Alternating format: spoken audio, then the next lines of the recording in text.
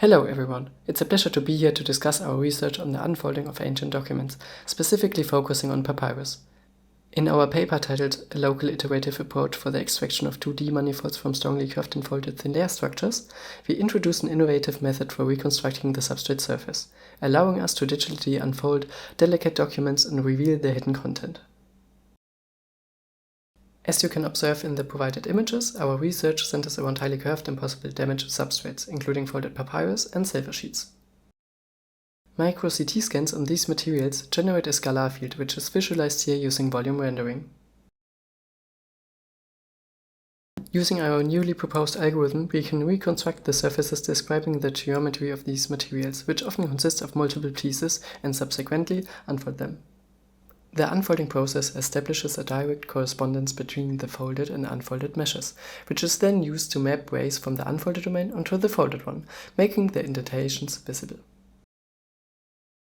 Papyrus in particular poses a unique challenge due to its non-uniform and non-clear boundary nature, as demonstrated here.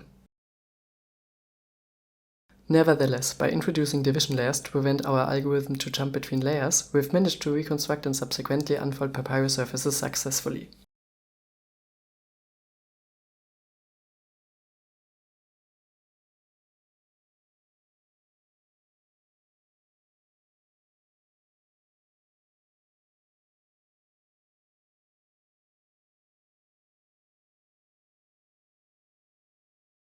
To be able to generate such satisfactory results, we have 5 main requirements on the surface reconstruction algorithm.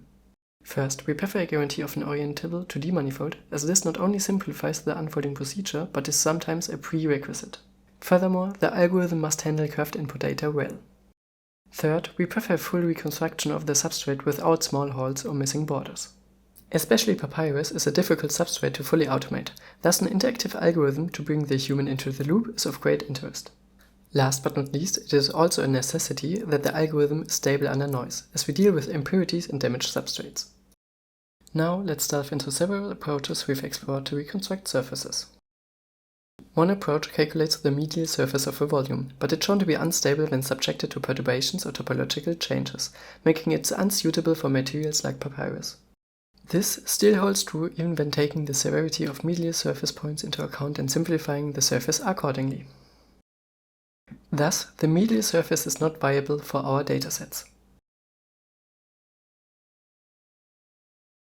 Another idea involves computing the ridge surface, akin to ridges of a mountain range. We interpret the height of the mountains to be the value of a scalar function of a 2D point.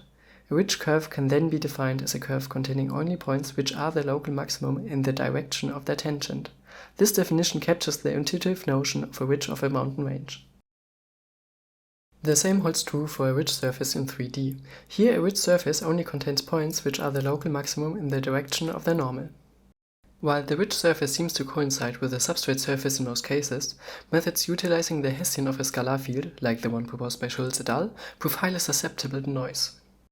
For a synthetic generated plane, and only for synthetic data, the method by Schulz et al. Constructs a degenerate surface. As the Hessian is using the second derivative of the field, Gaussian noise is especially challenging for any method using it. Smoothing the data helps, but not all noise can be filtered that well. As a post-processing step, we remove tiny patches from the Hessian approach and then try to orient the surfaces. Both sides of the surface are rendered with a different color. We can see that the top surface by Schulz et al. Is not orientable. Domain warping generates in our opinion a dataset which most closely represents the papyrus substrate. In all cases of tested noise, our method shows a more robust result, creating a surface topologically equivalent to a disk. The requirements of our surface reconstruction are only partly met by the Hessian approach. Another fairly new paper by D'Ambrogio et al. Makes use of a line detection algorithm proposed by Steger, extended for surfaces. They use a pessimistic approach and fill holes of their surface afterwards, step by step, making use of information of their already unfolded mesh. Here we render the generated meshes of D'Ambrogio et al.'s algorithm, the one proposed by Schulz et al. And our method for the papyrus dataset previously shown. As the algorithm of D'Ambrogio et al. Does not generate a surface mesh, but more closely resembles a graph in which points are connected by a nearest neighbor calculation, we cannot orient the mesh, thus only one color is available.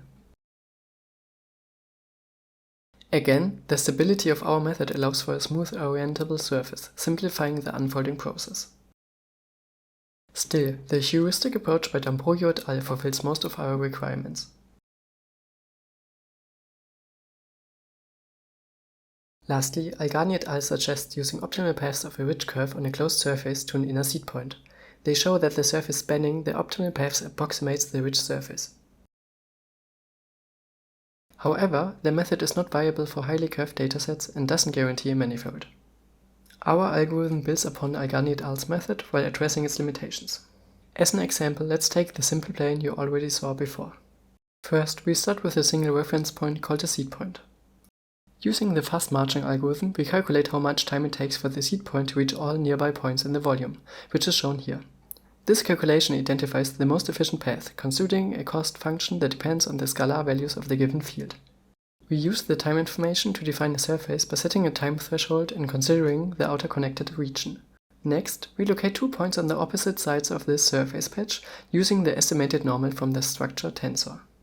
From each of these 2 points, we identify the point on the surface sharing the same optimal path. We call the 2 points on the surface poles. We not only calculate the time field, but also a distance field that measures the Euclidean distance of the optimal paths to the seed point. We can use this field to extract a ridge curve on the surface. To find this ridge curve, we use a flooding algorithm with the 2 poles as starting points, generating 2 distinct regions on the surface. The interface between the 2 regions is the ridge curve. We then extend these regions further into the volume by using the optimal paths, effectively defining our surface patch based on the interface between the 2 extended regions. Our approach's key advantage is its ability to adapt to highly curved surfaces, as illustrated in a simplified synthetic example of a folded surface. Here, the time field generated by the fast marching algorithm is visible at the top. At the bottom, the colored regions are visible. Normally, when attempting to calculate the surface of the substrate with just one seed point, the surface may incorrectly jump to another layer. To address this, we only calculate the surface within a small distance from the seed point. We can then automatically or manually introduce new seed points, calculate their respective time fields in colored regions, and merge these results. This iterative local approach allows us to accurately reconstruct the surface, even in the presence of significant curvature. The locality approach not only allows for curved data, but also improves the performance. Thus, our method allows for manual inspection, and also the modification of seed points and their parameters. Here we see a video of me creating a new surface manually.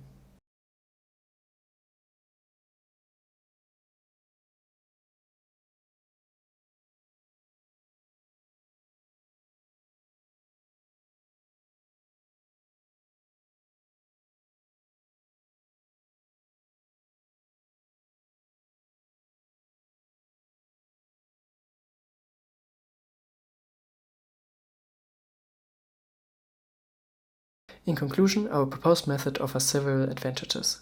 It guarantees the creation of an orientable manifold. It accommodates highly curved input data. It maintains high performance and enables interactivity, and it demonstrates stability even in the presence of severe noise. Finally, I'd like to thank the German Research Foundation for funding this work, and the Volkswagen Stiftung and the European Research Council for funding the image acquisitions. Thank you for your attention.